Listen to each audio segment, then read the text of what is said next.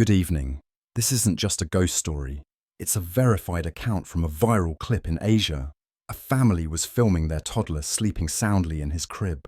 It's a peaceful, normal night. Suddenly, their cat, which had been asleep at the foot of the bed, leaps up. It stares, terrified, at the empty corner of the ceiling, hissing and growling at something invisible. The chilling part, when the father pointed the camera up, the baby monitor on the table violently flew across the room. What did that cat see?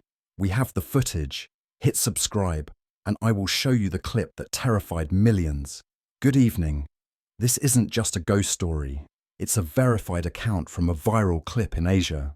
A family was filming their toddler sleeping soundly in his crib. It's a peaceful, normal night. Suddenly, their cat, which had been asleep at the foot of the bed, leaps up. It stares, terrified, at the empty corner of the ceiling, hissing and growling at something invisible. The chilling part, when the father pointed the camera up, the baby monitor on the table violently flew across the room. What did that cat see? We have the footage. Hit subscribe, and I will show you the clip that terrified millions.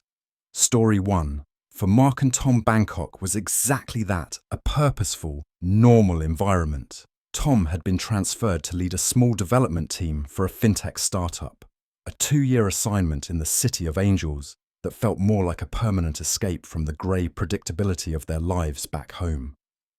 Mark, a freelance graphic designer, came for love and also for the food. Their sanctuary was a 70-square-metre apartment on the 24th floor of a clean, modern high-rise in the On Nut district. It was their minimalist bubble of air conditioning and white walls, floating high above the chaotic symphony of the SOI alley below. Their life was a predictable, comfortable loop. Tom took the BTS SkyTrain to work. Mark set up her laptop at the dining table. They ordered grab food. They watched Netflix. They navigated the glorious, sticky humidity of the night markets on weekends.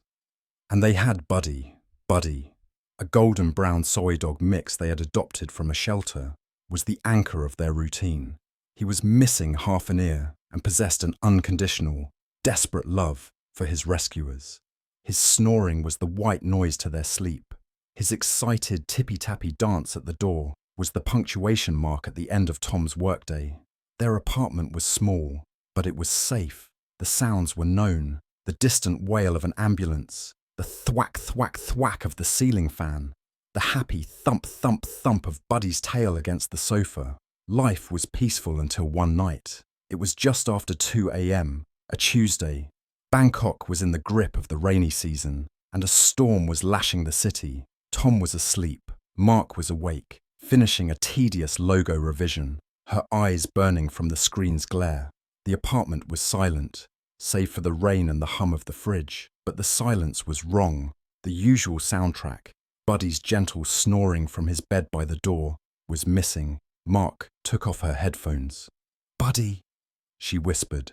She found him standing in the middle of the living room. He was perfectly still, rigid as a statue, staring into the far corner of the room, the space between the sliding balcony door and the television stand. It was just a corner, an empty corner, shadowed by a large, potted palm. "Hey, Buddy, what is it?" Mark murmured. Buddy didn't move. He just stared. His head was lowered, his gaze fixed. A low, almost imperceptible tremor ran through his shoulders. Mark followed his gaze. Nothing. Just drywall, a power outlet, and the leaves of the palm. It had to be a jingjok. The small, translucent house geckos were a fact of life. "It's just a gecko. You goof," Mark said, walking over and rubbing his neck. Buddy's muscles were tense. She clapped her hands sharply. "Shoo, get it!" Buddy flinched at the sound, but did not break his stare. "Come on." Mark had to physically nudge him, pushing his hindquarters until he broke his stance. He followed her reluctantly to the bedroom, casting one last, anxious look over his shoulder at the corner. Mark got into bed, chalking it up to the storm. She fell asleep. The next night, it happened again. No storm this time. 2:17 a.m. Mark was woken not by silence, but by a sound, a low guttural growl that vibrated through the floor. Tom was already sitting up. What the hell is that? They found Buddy in the same spot, but this time his posture was different. He was crouched low, his front paws braced. The growl was continuous, a menacing rumble in his chest. He was staring at the corner. "Buddy, no," Tom commanded, his voice thick with sleep. Tom marched over and flicked on the main overhead light, flooding the room in sterile white. He stomped into the corner. He kicked the base of the potted plant. "There's nothing here. Mark, he's just—" "What?" Mark asked, her arms crossed. "He's being weird.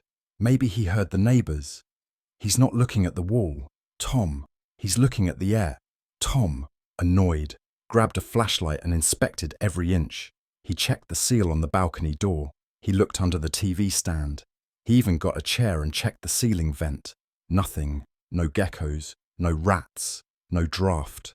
The third night, the growling was joined by barking. It was not Buddy's "someone's at the door" bark.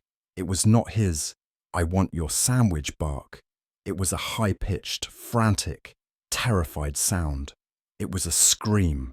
Mark ran to him, her heart pounding. This is when she saw it. The detail that would haunt her dreams. He was trembling, his body low to the floor. His tail was tucked so far between his legs it was invisible. His eyes locked on something she couldn't see. "Tom, something is wrong," she said, her voice shaking. "He's just anxious." Tom rationalized, pulling a pillow over his head. "We need to get him one of those thunder shirts." But it wasn't thunder. It was 2:17 a.m. every single night. Like a broken clock, the routine became a nightmare. They'd go to bed, tensing, waiting. And at 2:17 a.m., the performance would begin. The low growl, the rigid stare, the frantic, screaming barks that lasted for an hour. Buddy began to change. The happy, goofy rescue dog vanished. He became a creature of pure anxiety. He refused to enter the living room after dark, cowering in the bedroom doorway. He wouldn't eat his food unless his bowl was moved into the kitchen. He spent his days asleep, exhausted, but would jolt awake at the slightest sound. The couple changed, too. Sleep deprivation made them thin-skinned and mean. "We have to take him to the vet," Mark insisted, after a week. "It's not medical, Mark. It's behavioral. We need a trainer." "A trainer? To train him what? Not to see the ghost in the corner?" The word ghost hung in the air. Neither of them believed in that. They were rational, modern people. They tried everything. They moved the plant. They moved the entire TV stand. They left the lights on. They burned sage. Mark bought an $80 calming pheromone diffuser. The vet found nothing. "He's in perfect health," the doctor said. "Eyes are clear. Hearing is fine. Maybe it's just the high rise. Sometimes they can hear vibrations. High-frequency sounds from the building. Or even rats in the walls." Rats. Mark prayed for rats. Rats were solvable. That night, Tom, armed with the rat theory, banged on the wall of the corner with his fist. "Hey, Kwai, get out." The barking only intensified. Buddy was losing his mind, and he was taking them with him. The climax came on the 11th night. Tom had an early presentation. He had taken a sleeping pill, but at 2:17 a.m., the barking sliced right through it. He flew out of the bedroom in a rage. "I have had enough!" Buddy was frantic, lunging at the corner and then recoiling, as if being struck. "Buddy, shut up!" Tom roared. "Tom, don't!" Mark yelled, but it was too late.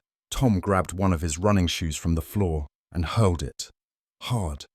At the corner, the shoe struck the drywall with a dull thud and fell to the floor. The barking stopped, instantly. The silence that fell over the apartment was sudden and absolute. It was heavier, deeper, and more terrifying than the barking had ever been. "See?" Tom panted, his chest heaving. "You just have to show him who's boss." But Mark was staring at the dog. Buddy hadn't relaxed. He hadn't broken his stare. He was just quiet. He slowly began to back away, his paws shuffling backward on the tile. He crab-walked all the way across the room until his back hit the kitchen cabinets. His eyes still fixed on the corner. He didn't blink. He just watched. A new cold dread settled in Mark's stomach. Tom's face went pale. What? Why is he still looking? Mark wrapped her arms around herself, her voice barely a whisper. You didn't scare him. Tom. Tom turned, his eyes wide, to look at the empty corner, the corner that had just been hit with a shoe, the corner that had apparently, finally, gotten quiet. Oh God, Tom whispered. The barking had been the defense. The barking had been the alarm. Now, the alarm was silent. But they all knew, in the cold, 2:24 a.m. air of the 24th floor, that the intruder was still there. The thin drywall of apartment 302 did nothing to muffle the sound. It wasn't the frantic, territorial barking from the night before.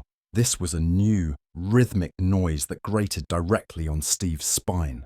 Scritch. Scritch. Pause. Scritch. Buddy was at it again. But this time, he wasn't barking at the corner by the front door. He was actively clawing at the drywall. The dog's nails, usually blunt from walks on the city pavement, made a dry, scraping sound like sandpaper on bone. He was fixated, his body rigid, his stubby tail tucked low. It was the same corner, always the same corner, that useless empty space between the coat closet and the apartment's main entrance. Hey, stop that. What is wrong with you? Steve hissed, rubbing the sleep from his eyes. It was 11 p.m., far too late for this. He pulled the dog back by the collar. Buddy resisted, whining, his eyes glued to the spot.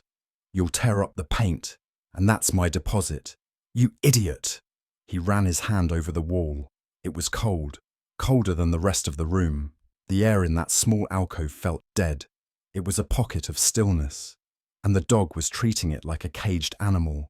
Buddy wasn't just hearing something, he was smelling it, or sensing it. He was trying to dig through the wall. Fine, Steve sighed, grabbing the leash. The dog's behavior was escalating from annoying to genuinely problematic. You obviously need to go out. Maybe you're just bored. He snapped the leash onto Buddy's collar, the click echoing too loudly in the tense apartment. This is getting ridiculous. The hallway was quiet. The fluorescent lights of the third-floor corridor hummed at a frequency that felt just below the range of human hearing, making Steve's teeth ache.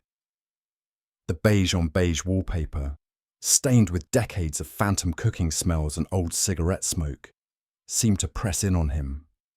As he neared the elevator bank, the door to 3-4, directly opposite his, creaked open. An older woman, wrapped in a faded floral housecoat, peered out. Her grey hair was pinned up in a tight, severe bun, and her eyes were pale, watery, and sharp. Steve gave a tight, polite nod. He'd seen her once or twice, but had never spoken. She was just a neighbour, probably annoyed by the dog. He braced himself for a complaint, an awkward, passive-aggressive comment about quiet hours or building rules. This was the joy of apartment living, but the woman didn't look annoyed. She looked apprehensive. She stepped halfway into the hall, letting her own door fall shut with a soft click. She wasn't looking at Steve. She was looking at Buddy, who had suddenly frozen at the end of his leash, staring at her with an unnerving, silent intensity. Here we go, Steve muttered under his breath, jamming the elevator down button. Just keep moving. You live in 302, right? The voice was thin, accented, like dry leaves skittering over pavement. It stopped him cold. He turned. The woman hadn't moved. She was clutching a small bag of trash to her chest as if it were a shield. Yeah, just moved in, Steve said, trying to sound casual. The woman nodded slowly, her gaze drifting from Steve to his apartment door, and then to the small, empty space beside it. Your dog, she said. It wasn't a question. He makes noise at night. Steve felt a flush of defensive anger. Look, I'm sorry. He's just settling in. It's an old building. He hears the pipes, the elevator. He'll get used to it. He was already crafting the excuse, the apology, the promise to buy a muzzle. He hears him, the woman whispered. She took a half-step closer. The smell of mothballs and stale tea rolled off her. He is not hearing pipes. Steve's defensiveness evaporated, replaced by a cold prickle of confusion. I'm sorry, I don't hear who. The woman's eyes darted down the empty hallway, toward the stairwell, and then back. She lowered her voice even further, forcing Steve to lean in. The narrative voice of the hallway seemed to drop with hers, becoming low, slow, and terribly Kang. The man, the one before you, she said. The old tenant? Did he move out? The woman gave a short, sharp shake of her head. The silence that followed stretched for a beat too long. He died, she stated. Steve felt the bottom drop out of his stomach. Oh, that's awful. A heart attack. No, she said, her eyes locked onto his. Not a heart attack.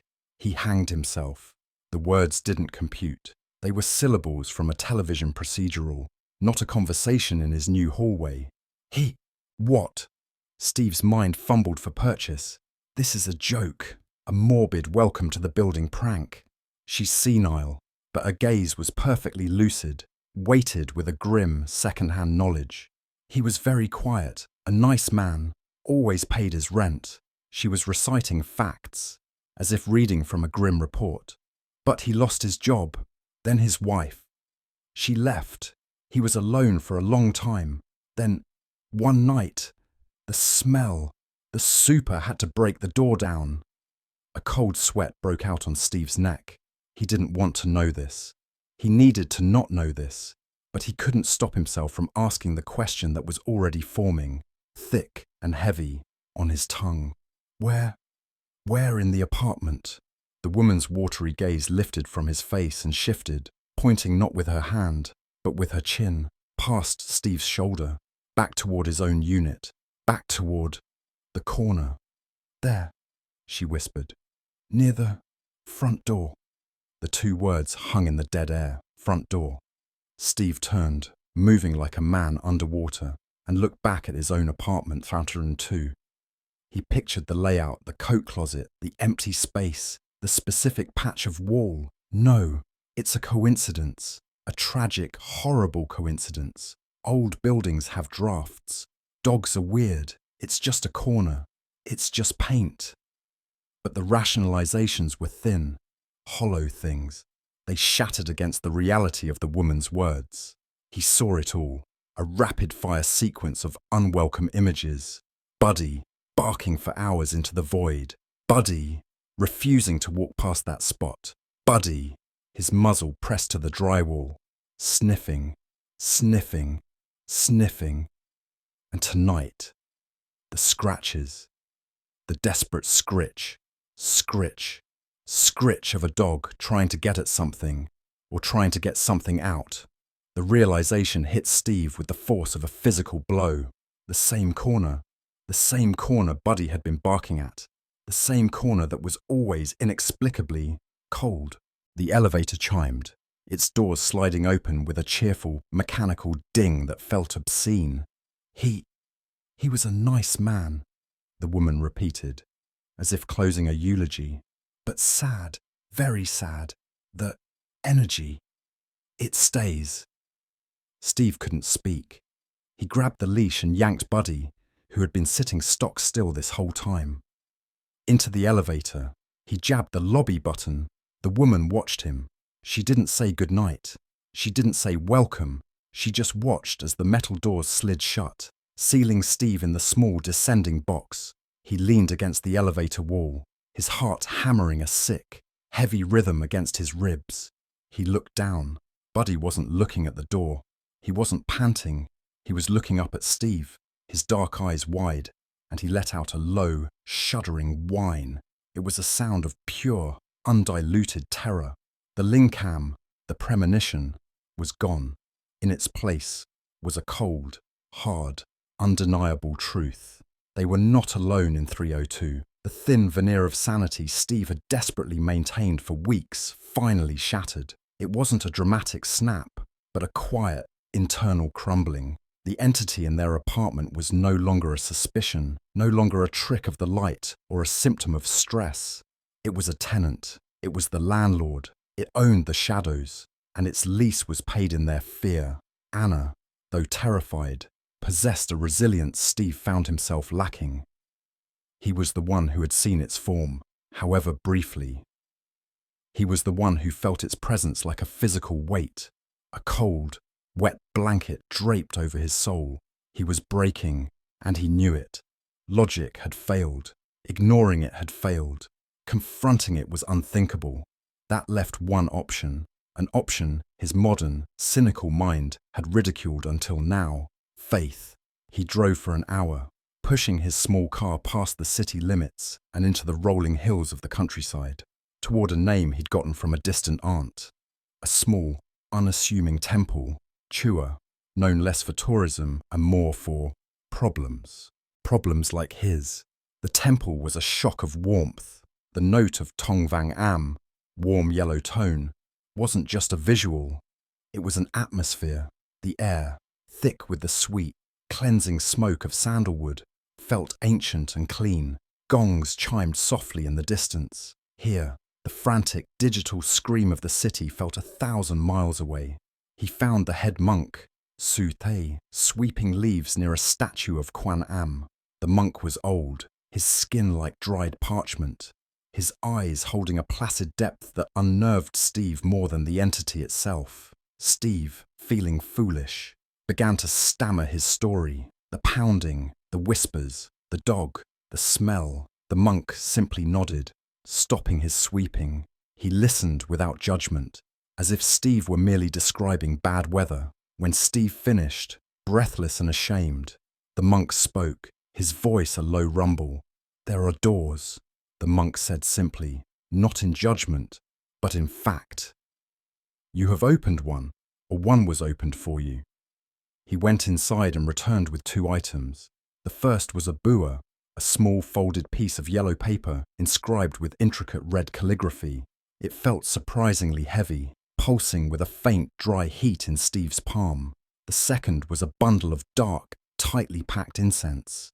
"Go home," the monk said, pressing the items into Steve's hand, his eyes fixed on Steve's, demanding complete obedience.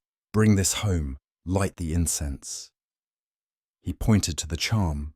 "Place this above the main door. It will not harm the spirit. It will only remind it of boundaries. It will seal the cracks you have allowed to form.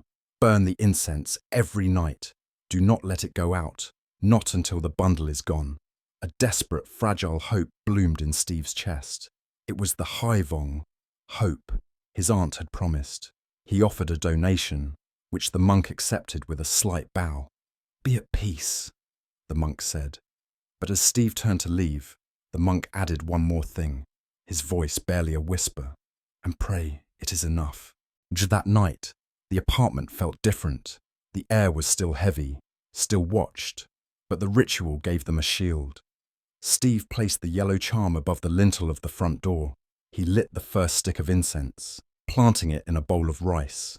The thick, aromatic smoke curled upward, a stark contrast to the rotten metal scent that usually lingered near the hallway. They sat on the sofa, Steve and Anna, with Buddy curled at their feet. They waited for the familiar 10 p.m. sounds. They never came. The silence was profound. It was a deep, healing, empty silence. There was no tapping from the kitchen, no pressure changes in the air, no whispers from the vents.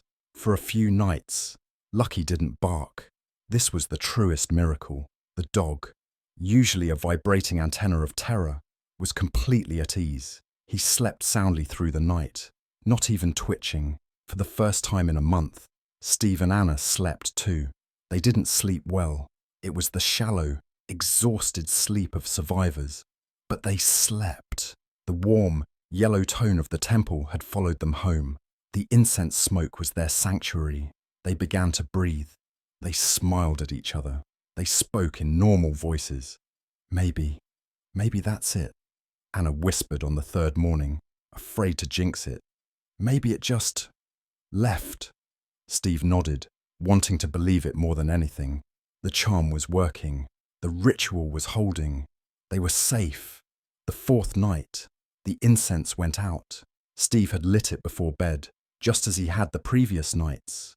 But at some point, in the dead of the night, a cold draft that had no source snuffed the glowing red tip, plunging the apartment back into its natural state. The absence of the sandalwood woke Steve first. The air in the bedroom was suddenly wrong, cold, metallic, and sharp. He opened his eyes. The room was pitch black. He felt Anna breathing beside him, still asleep. He felt for Buddy at the foot of the bed. The dog was there, but he was rigid, trembling violently, a low, choked whine trapped in his throat. Then one night, scratching sounds began. It wasn't the tentative skitter-skitter of before. This was a new sound, a wet, tearing sound, like a heavy, waterlogged piece of canvas being dragged across the floor outside their bedroom door. Shh, thump, shh, thump.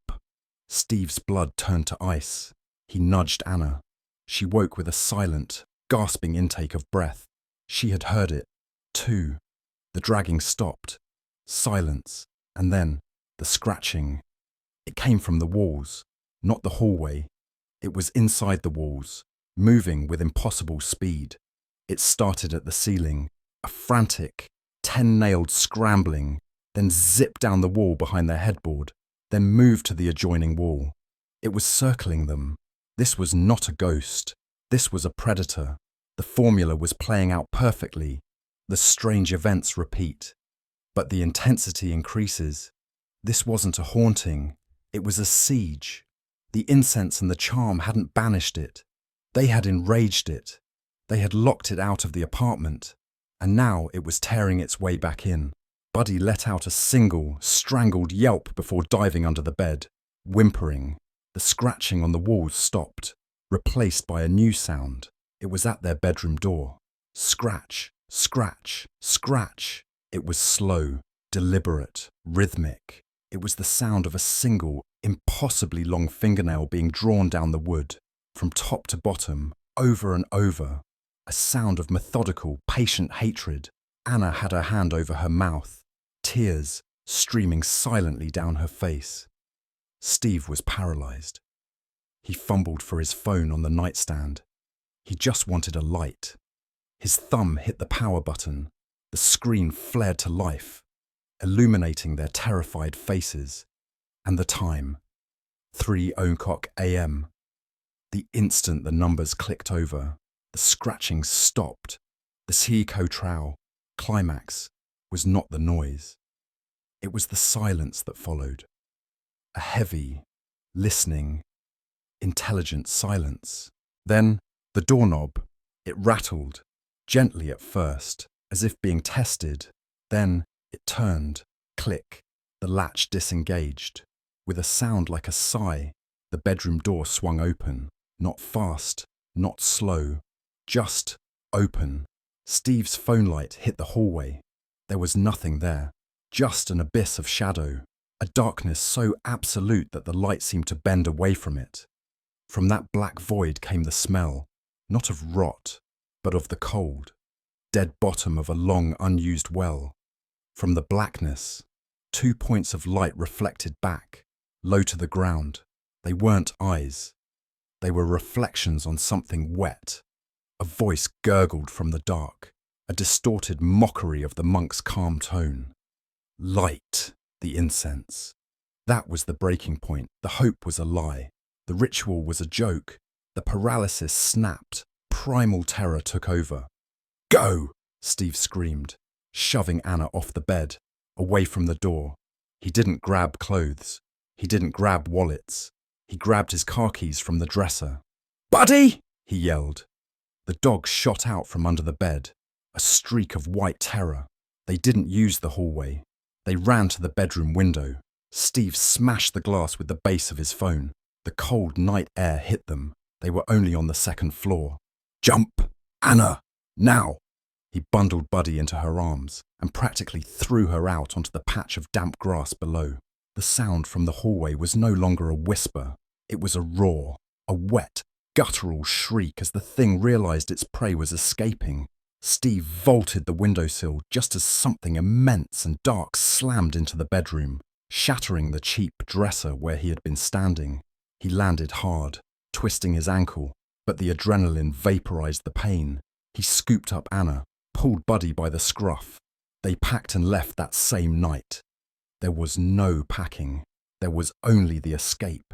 They scrambled into the car, Steve fumbling the key into the ignition. The engine roared to life. He threw the car into reverse, tires screaming on the pavement. As they sped out of the complex, he looked back. He couldn't help it. In the shattered black square of their bedroom window, a silhouette stood. It was impossibly tall, its head tilted, watching them go. The yellow boa fluttered from the front door. Useless. The ritual had failed. The darkness had returned, and now it knew their names. Story 2.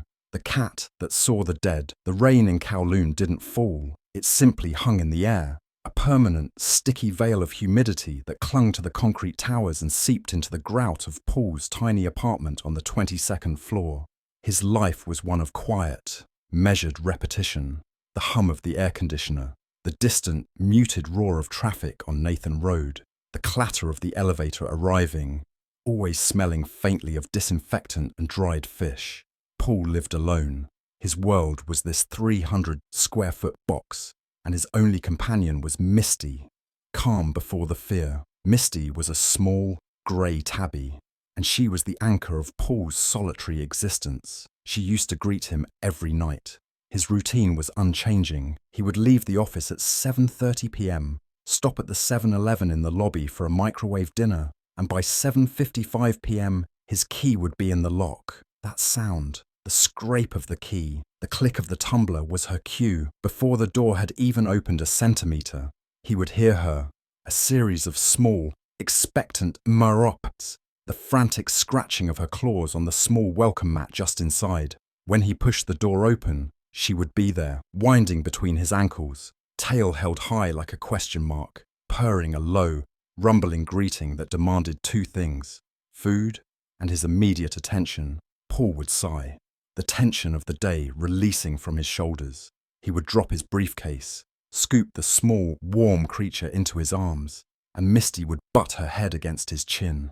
In the cold, anonymous expanse of the city, this ritual was the one point of warmth. It was the only thing that proved he was, in fact, home. He would feed her, and her contented crunching was the soundtrack to his own silent, bland dinner. He would watch the neon lights of the opposing tower paint shifting, ghostly colours on his walls, and Misty would eventually curl up on his lap. Her rhythmic purring was the only thing that kept the crushing loneliness of the high-rise at bay. Strange change. The shift was subtle, so subtle he almost missed it. It began on a Tuesday. The rain was heavier than usual, hammering against the small and sealed window of his bedroom. He arrived home at 7:55 p.m, same as always. Key in the lock, the familiar click. Silence. No MRP, no scratching. Paul pushed the door open. Misty? The apartment was dark. The air conditioner hummed. He flicked on the fluorescent light of the small Genkan, casting a sterile white glow. She was not there. He stepped inside, kicking off his damp shoes. Misty, dinner! He found her. She was 10 feet away, at the edge of the tiny living room, crouched low. Her fur was not raised, but her ears were pinned flat against her skull, and her yellow eyes were fixed on the doorway, on him. He took another step, reaching down. "What is it, girl?" Sss. The sound was so abrupt, so alien in their quiet home, that Paul flinched. It was a low, venomous sound that vibrated in the air. This time, she hissed at the door, not at Paul, he realized with a cold jolt, but at the empty space he had just walked through. She was staring past him, at the threshold. "There's nothing there," Paul said, his voice sounding strange to his own ears. He tried to coax her, but she wouldn't come. She just stared at the entrance, a low, guttural growl emerging from her throat. He had to pick up her food bowl and bring it deep into the apartment, far from the front door, before she would even consider eating. And as she ate, she never once turned her back on the entrance. Refusal to enter life inside the apartment changed. The silence, which had once been peaceful, now felt heavy and watchful. Misty was no longer his anchor. She was his barometer, and the pressure was dropping. She stopped sleeping at the foot of his bed. She now slept under it, a small, furry ball of anxiety, hidden in the darkest corner. The doorway became a border, a front line. She wouldn't step inside the 2-foot square area of the genkan. When Paul came home, Misty would wait for him at the far end of the hall, and she would only relax once he had crossed that invisible line and shut the heavy metal door, sealing them in. But she would still sit, for minutes on end, just staring at the sealed door, as if she could see something moving on the other side. Paul began to feel it too, a creeping paranoia. He started checking the peephole before he left. He started imagining he heard shuffling in the concrete hallway outside. He told himself it was just the neighbours, just the wind whistling through the tower's utility shafts. But his apartment no longer felt like a sanctuary. It felt like a cage, and he couldn't shake the feeling that Misty knew something he didn't. She knew what was outside, and she was terrified of it. One evening, he came home, and she was crying, a low, pathetic mewling. She was huddled by the kitchen sink. The front door was a territory she had completely surrendered. He dropped his briefcase, and the thud made her jump, hissing at the noise. "It's just me," he whispered. "It's just me." But Misty just stared past him. Her eyes were fixed on the entrance. She was watching something. Night terror. The climax of their shared dread arrived at 3:14 a.m. The city was in its deepest trough of silence. The rain had stopped. The air conditioner had cycled off. The only sound was the faint, high-pitched whine of the cheap digital clock on his nightstand. Paul was asleep, but it was a thin, restless sleep. He was torn from it by a sound that did not belong. It was a scream, a high-pitched, strangled animal scream that was ripped from a place of pure, primal terror. Paul sat bolt upright in bed, his heart hammering against his ribs. "Misty!" She was on the floor, in the middle of his bedroom, not hidden, not crouched. She was standing, every hair on her body rigid, her back arched into a perfect defensive C, her tail bushed to twice its normal size. She yowled. Staring at the doorway of his bedroom, Paul's blood turned to ice. He followed her gaze. The bedroom door was open just a crack, leading to the dark, short hallway that connected to the living room and the front door. There was nothing there, just an oppressive, absolute darkness. "Misty, what is it? Stop it!" he pleaded, his voice a hoarse whisper. She didn't hear him. She didn't move. Her head was tracking something. Her eyes, wide and luminous in the dark, were following an unseen something as it moved. He watched, frozen in horror, as Misty's head panned slowly, following a path from the hallway into his bedroom. She tracked it as it moved past the foot of his bed. She tracked it as it moved towards the wall, and then her gaze stopped, fixing on the empty corner right next to his wardrobe. She let out one final agonizing wail, a sound of pure defeat. And then she bolted. She didn't run to the door. She didn't hide under the bed. She scrambled, claws scratching wildly on the wood floor, and wedged herself into the tiny, dark space behind the nightstand, a place she had never gone before. Silence. The apartment was utterly, profoundly silent. Paul sat alone in his bed, his skin covered in cold sweat. He stared at the empty corner by the wardrobe. Misty was jammed behind the nightstand, panting inaudible, terrified gasps. He did not sleep again. He just sat there, in his small, cold apartment on the 22nd floor, staring into the darkness, finally understanding he was not alone, and the one living thing that could see his guest was now too terrified to even look. Story 3. Meet the Neighbour and the Priest. The dawn that followed the night of suffocating terror felt thin and unreal. Sunlight, usually a symbol of safety, now seemed intrusive, merely illuminating the scene of their violation. Misty was a fragile husk, wrapped in every blanket they owned, her eyes fixed on the hallway from which the presence had finally risen. She hadn't spoken since Paul had pulled her from the floor. Paul, however, felt a cold, sharp clarity replace his fear. This was no longer just a haunting, it was an investigation. He needed answers, not just for their sanity, but for Misty's. He left her with the television on, a flimsy shield of cartoon noise, and walked down the corridor. He knocked on the door of the unit opposite, 708. An elderly woman, her hair the colour of spun silver, opened it a crack, her eyes wary. "I'm sorry to bother you," Paul began, his voice rough from the night's exertions. We just moved into 709. I wanted to ask about the apartment." The woman's face, etched with a lifetime of lines, softened.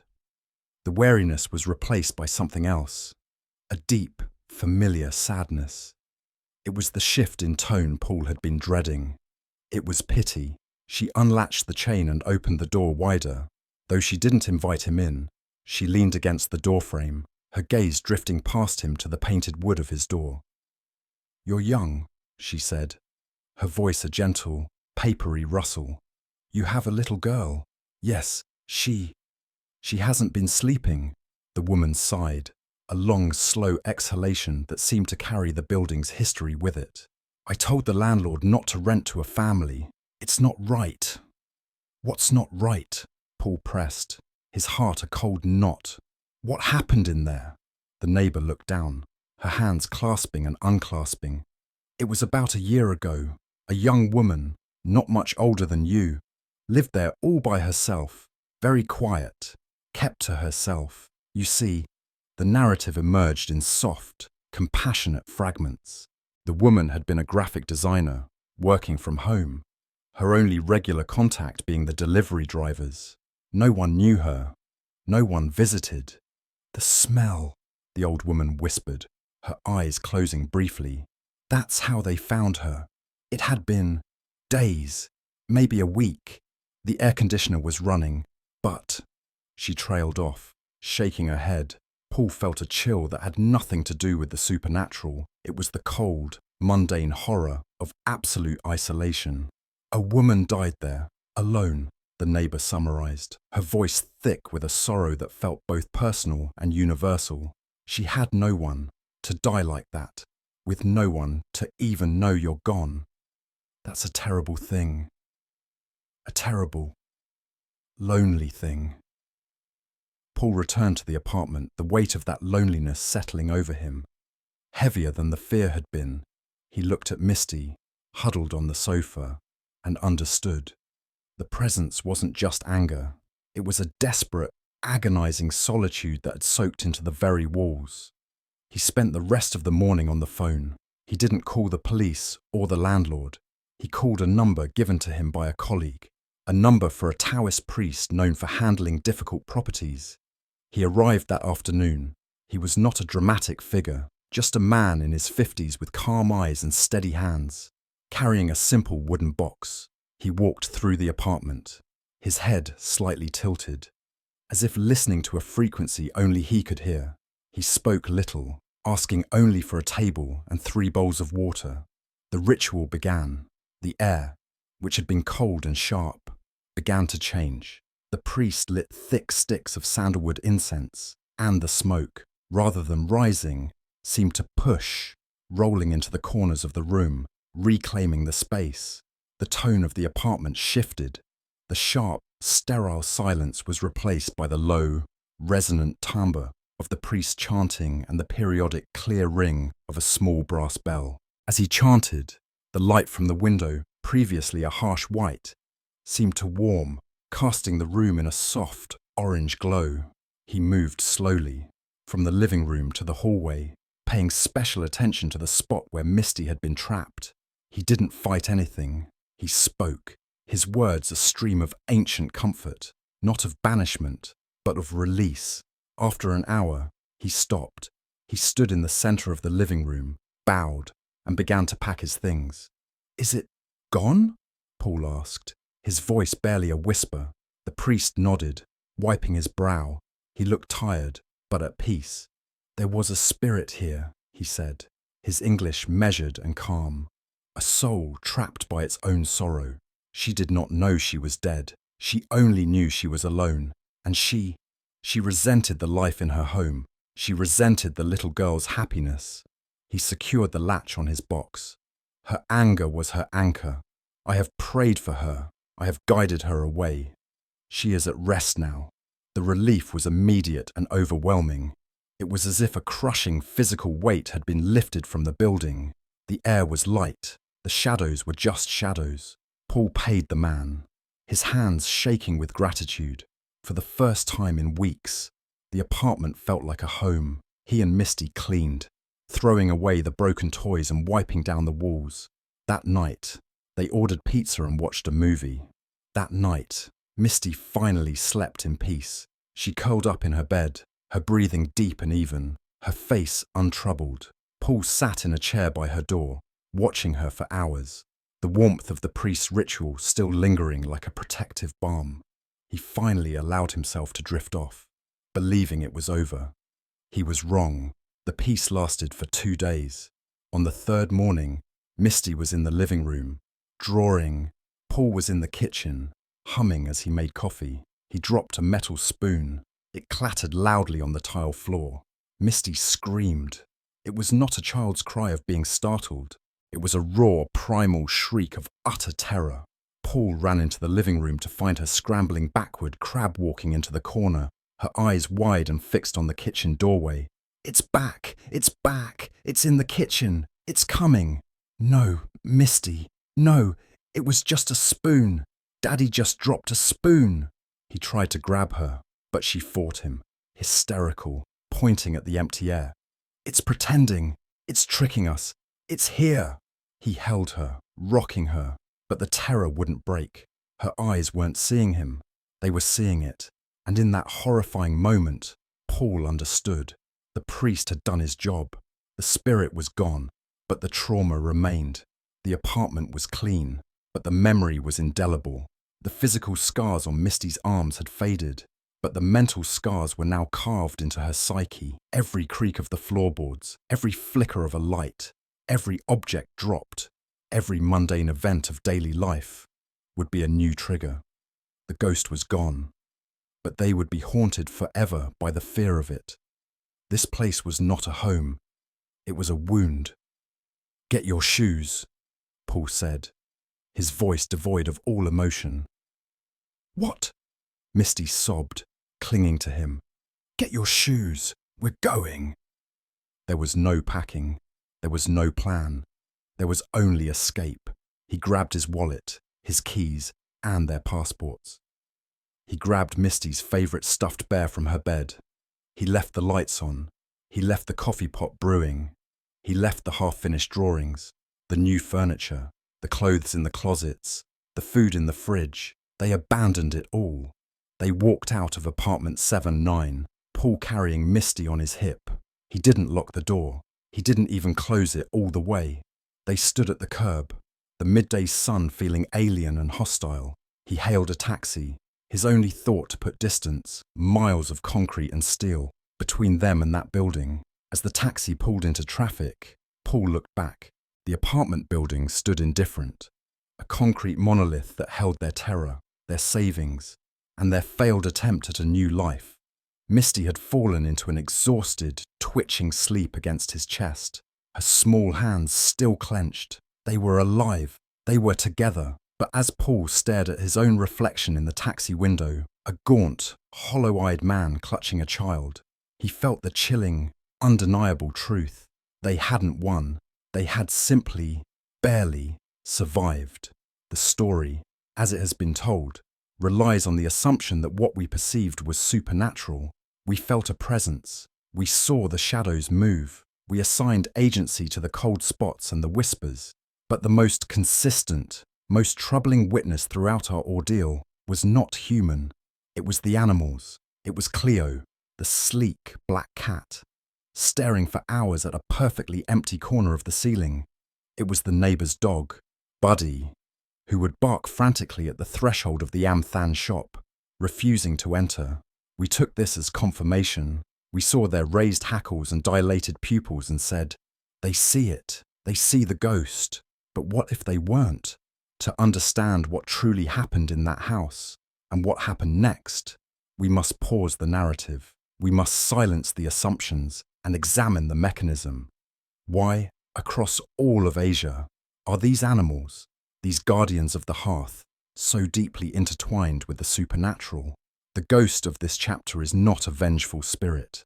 The event is the mystery of animal perception. The reveal does not come from a séance or a frantic witness, but from the quiet libraries of theology and biology.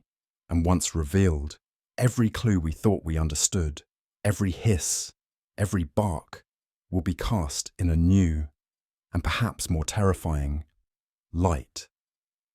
Our immediate leap to a spectral conclusion is not a failure of logic. It is the success of millennia of cultural programming. We are trained to see animals as mediators. In Thai Buddhism, the relationship with animals is complex. While certain teachings place them outside the path to immediate enlightenment, popular folklore and localized beliefs tell a different story. The dogs that roam temple grounds, the Maa Wat, are more than strays. They are seen as protectors. Thai animist beliefs, which are woven inextricably into their Buddhism, hold that dogs are uniquely sensitive to the spirit world. They are guardians of the threshold, the physical barrier between the home and the chaos outside. This belief is twofold. It is said that a dog can sense lingering spirits, or fi, and even offerings-fed entities like the Kuman Thong, Kuma Arthang. Their barking is not at nothing, it is a warning, an attempt to frighten away what the human eye cannot see.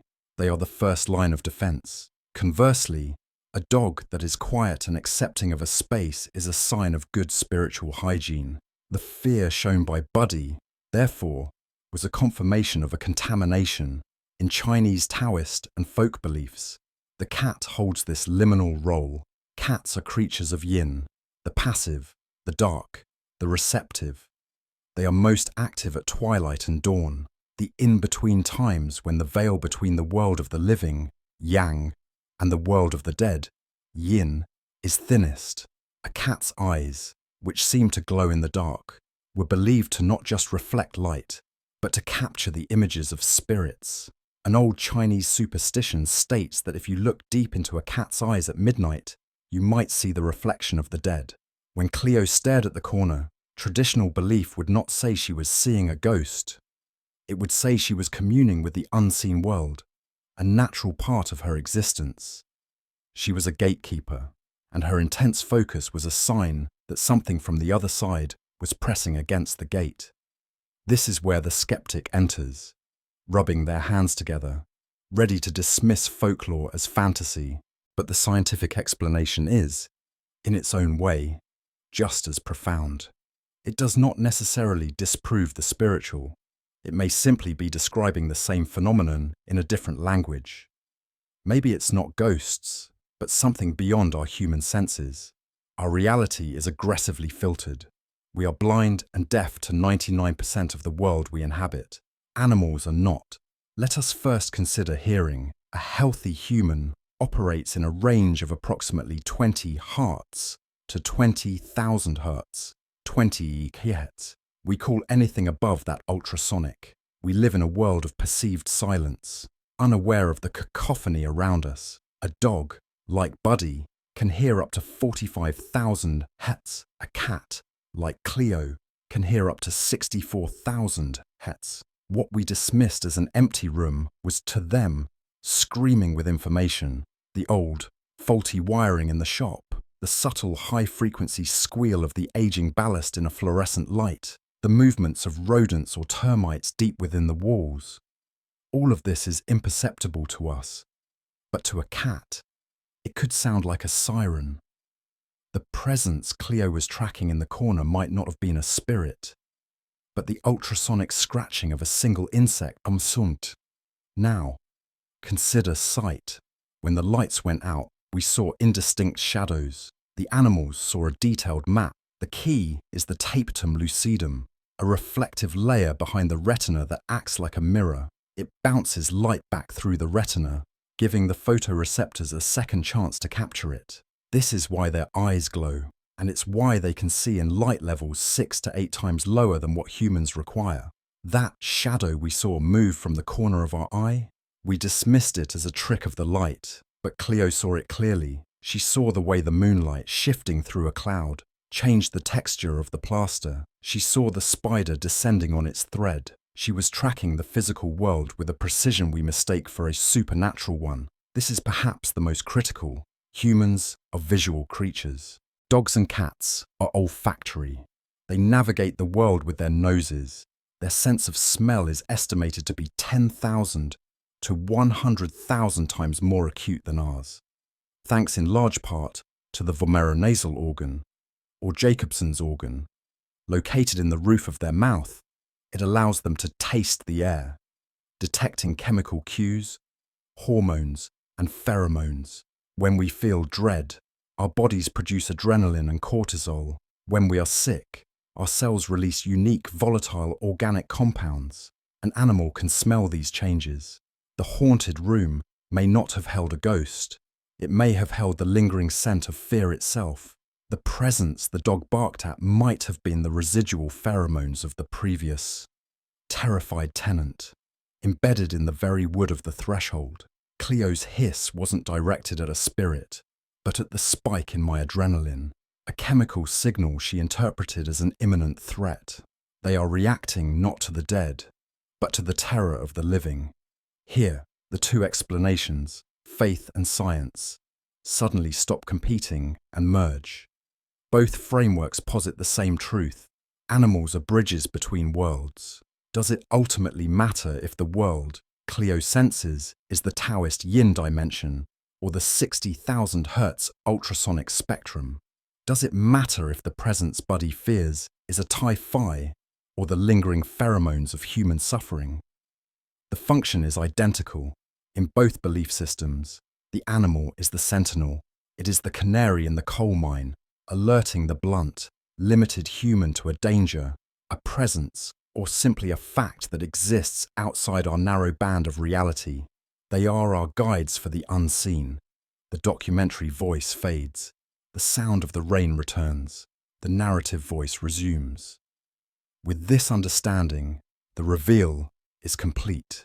And suddenly, all the earlier clues, all the proof we had collected, snaps into a terrifying, ambiguous focus. When Cleo hissed at the doorway in Chapter 4, was she seeing the remnant of the hungry ghost the monk had warned us about?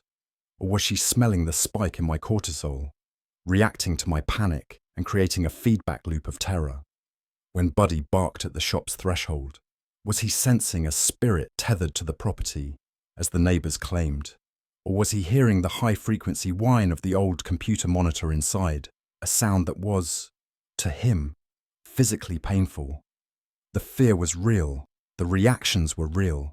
What we had taken as confirmation of the supernatural was, perhaps, simply a confirmation of our own biological limitations. This revelation did not bring comfort. It did not banish the fear. It amplified it. If it wasn't a ghost, it was something else. Something we couldn't see, hear, or smell, but that the animals insisted was there. Whether it was a soul or a sound wave, it was an intruder. And as we stood there, trying to process this, Cleo, who had been asleep, suddenly woke. Her head snapped toward the dark hallway, her ears flattened, and from her chest came a low, vibrating growl we had never heard before. The documentary was over. The event was not. So the next time your dog barks at an empty corner, don't just brush it off. Pay attention to your pets, trust your instincts, and respect the unseen. So, what do you think? Do our pets really have a sixth sense? Or are we just projecting our own fears and beliefs onto them? In many cultures, especially here in Asia, this isn't just a spooky theory, it's a deeply ingrained belief. Animals, particularly dogs, are often seen as spiritual guardians. It's believed they can sense and see energies, spirits, or changes in the atmosphere that our human senses simply miss. When a dog stares intently at nothing, it's not nothing to them. They are seen as protectors of the threshold between our world and the one we cannot see. I genuinely want to hear your stories. Has your dog or cat ever done something you couldn't explain? Did they react to an empty room or protect you from something unseen? Let me know your experiences in the comments below. We have many more stories like this to tell, so if you enjoy exploring the hidden world, please subscribe and turn on notifications. You won't want to miss what's next.